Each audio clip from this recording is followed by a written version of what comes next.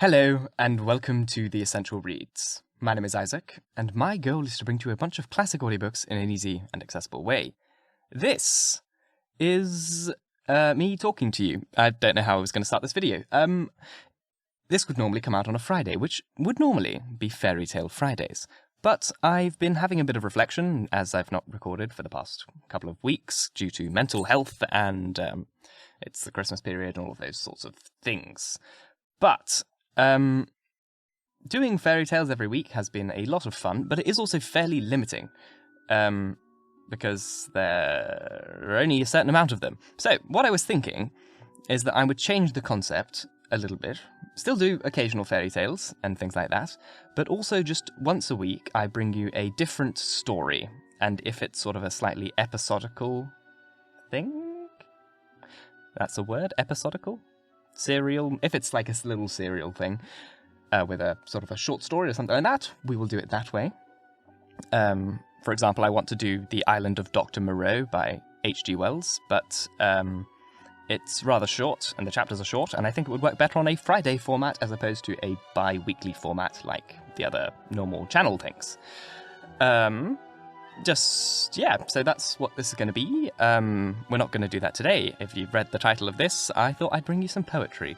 And it's going to be The Raven by Edgar Allan Poe, which is fantastic. And I probably should have done this at Halloween, but I'm not that good at my job.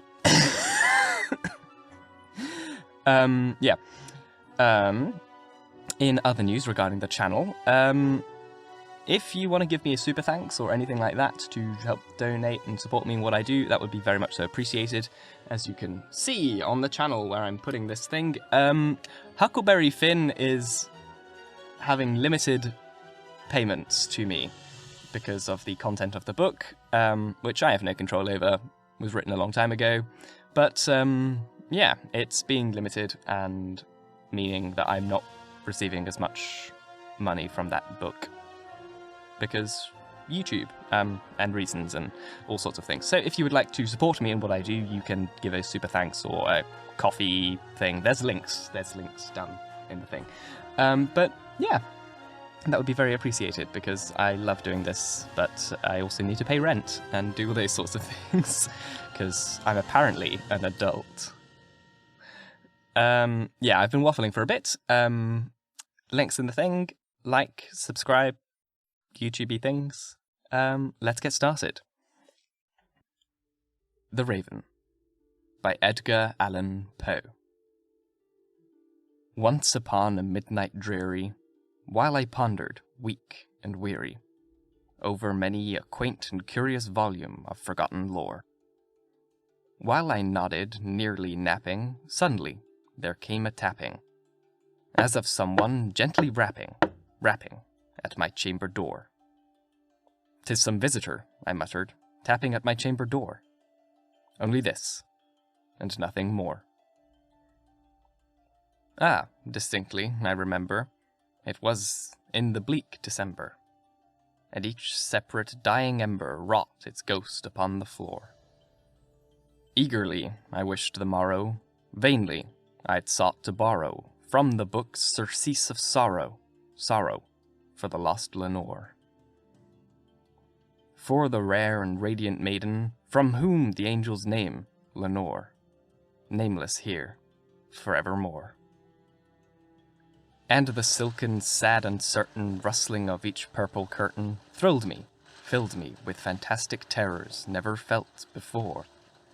So that now, to still the beating of my heart, I stood repeating, "'Tis some visitor entreating entrance at my chamber door.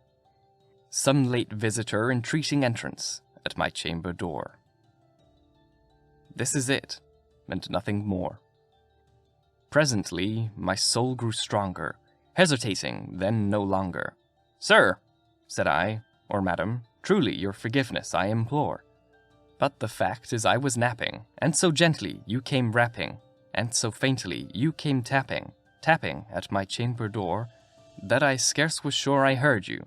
Here I opened wide the door. Darkness there, and nothing more." Deep into that darkness peering, long I stood there, wondering, fearing, doubting, dreaming, dreams no mortal ever dared to dream before. But the silence was unbroken, and the darkness gave no token.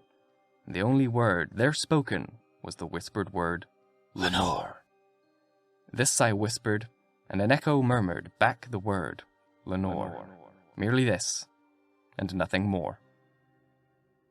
Back into the chamber turning, all my soul within me burning. Soon I heard again the tapping, somewhat louder than before. Surely, said I, surely that is something at my window lattice. Let me see then what thereat is, and this mystery explore.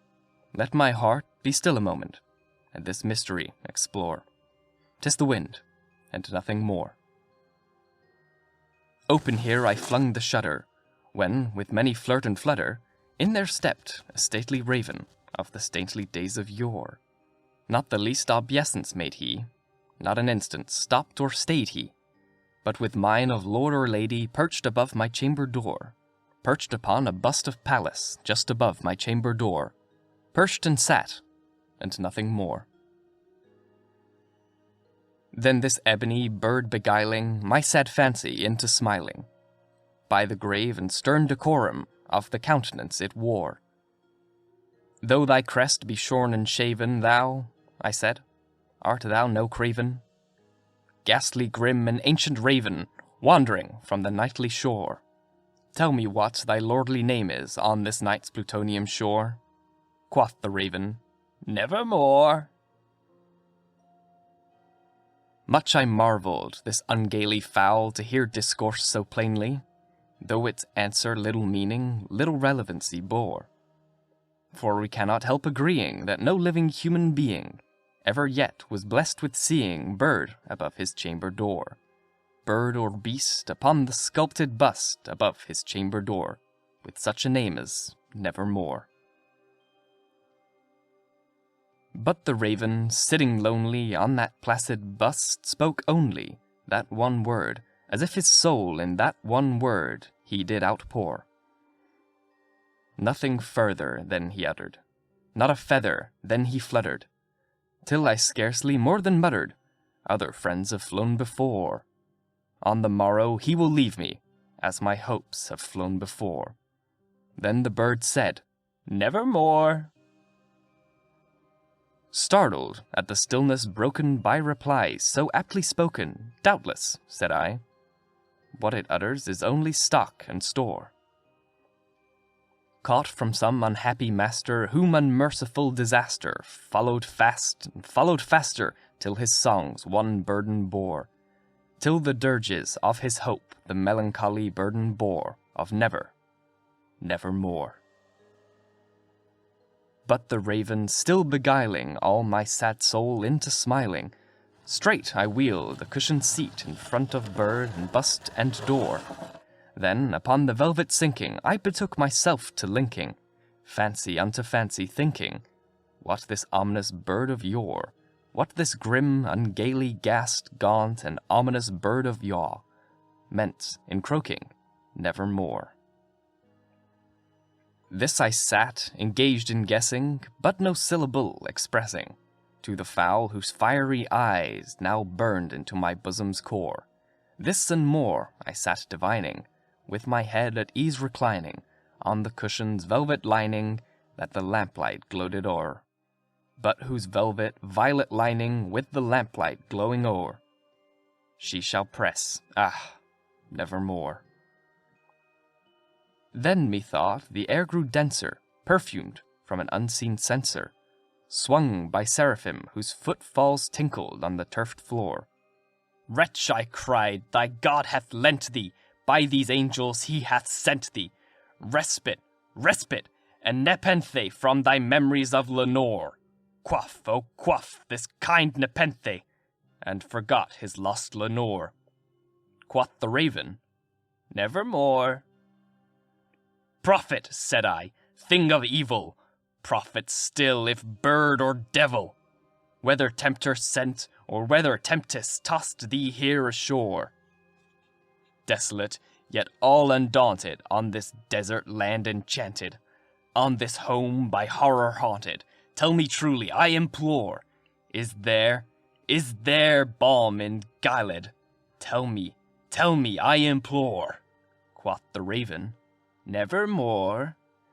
Prophet, I said, thing of evil, prophet still if bird or devil. By that heaven that bends above us, by that God we both adore, tell this soul with sorrow laden, if within the distant Aiden it shall clasp a sainted maiden from the angels named Lenore.